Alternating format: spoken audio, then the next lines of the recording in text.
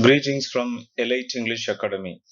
Dear friends, in this video I am going to discuss the figures of speech based on association. They are metonymy, synecdoche, transferred epithet and allusion. When you understand these things, whenever you go for analyzing a work of art, otherwise when you take a question based on poetry lines, then it will be very easy. First, let me discuss metonymy.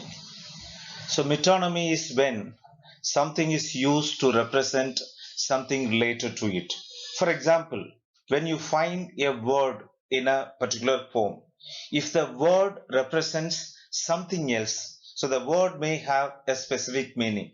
At the same time, if the word indicates something related to it, that is called metonymy.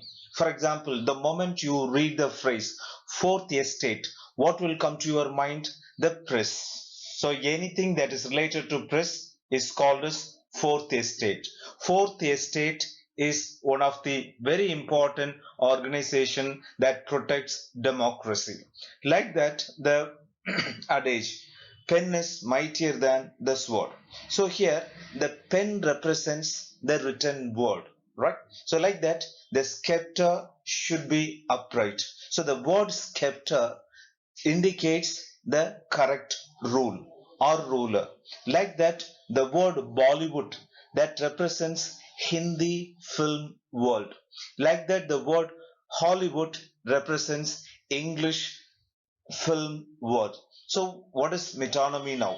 If a word indicates something related to that, that is called metonymy.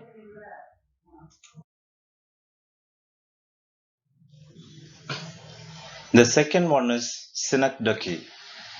Synecdoche is a particular word or part of something represents the whole, or the whole represents the part. For example, if you say there are 10 hands, 10 hands refers to the workers. For example, in the modern way, if anybody attends the interview, naturally you will ask what is the package. So package refers to the salary. Package includes the basic pay, then the incentive, increment, everything. Like that, 100 sails represents the ships. Even one beautiful line from Shakespeare. Nay, if you read this line, remember not the hand that writes it. So here, the hand that writes it refers to the poet or the person who wrote it. Like that, in Lycidas, Milton refers to the corrupt clergyman as the blind mouth. So here you have to understand the important fact, the difference between metonymy and synecdoche. Synecdoche represents the other one. So something that refers to the other one. Whereas synecdoche, it is something that represents the whole or the whole that represents the part. The third one that is in discussion is transferred epithet or hyperlish. So here what is the purpose of an epithet? Epithet means adjective. So what is the purpose of an adjective? Adjective gives additional information about a noun. It can be a person or a non-living thing. So no problem. So then what is transferred epithet? So that means what is an altered adjective? A transferred epithet often involves shifting a modifier from the animate to the inanimate. So I hope you understand. Normally, there are some adjectives that is associated with animate thing. So there is human beings or living things. Whereas this particular transferred epithet that represents or that gives additional information about a non-living thing. For example, cheerful money. How money can be cheerful, right? So cheerful is normally associated with human beings. Then sleepless night, suicidal sky. How can sky commit suicide? So one beautiful line.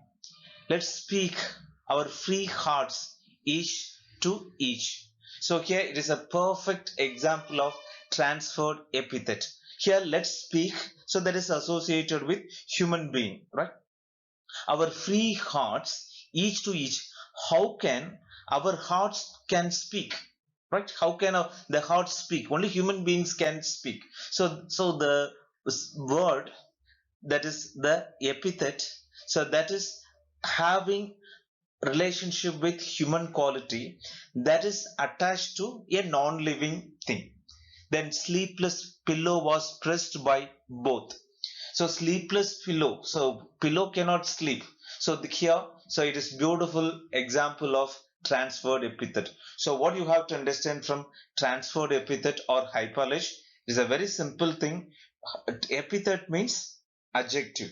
The job of an adjective in a particular word is, or in a sentence is, the adjective gives additional information about a noun, or adjective qualifies a noun. Whereas in transferred epithet, the adjectives qualify a non-living thing. Now let me give you the fourth one, allusion. Allusion is a very simple thing. It is a passing reference without explicit identification to a literary or historical person, place or event. For example, he is the Shakespeare of our class. So Shakespeare, he is the great poet and playwright. So when someone makes a reference to Milton, he is a Milton, then naturally it becomes an allusion. Helen, she was as beautiful as Helen. Helen refers to the Helen of Troy. Ulysses. So this college is a perfect Eden. So Eden refers to Garden of Eden. So anything that was popular in the past, right? Known historical places, historical persons. If you make a reference to that, or if your poem or any writing makes a reference to the past places, incidents, persons, that can be called as allusion. Dear friends, in this video, I just discussed 4 figures of speech based on associations. I hope this video is useful. Please wait for the next video. Thank you. All the best.